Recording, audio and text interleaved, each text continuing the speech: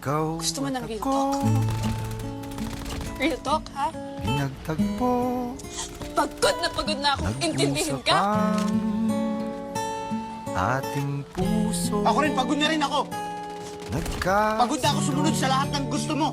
Sa pagbabawal mo, sa pagbabantay mo, sa pagiging demanding mo. Para yun sa'yo. Para sa future mo, sa future nating dalawa. O baka naman ako lang yung nag-iisip na tayong dalawa sa future. Ayun, may sarili rin akong buhay. May mga gusto kong gawin na hindi ko magawa dahil ayaw mo. Nakakasakal na. O tagulan, haharapin Sana pala sinabi mo, bawat unod. para hindi na tayo umabot sa ganito.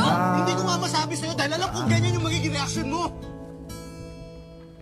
Sana'y Hindi ko ba talaga nasabi sa'yo? magmaliw ang O hindi mo lang ako iniintindi. pagtingin.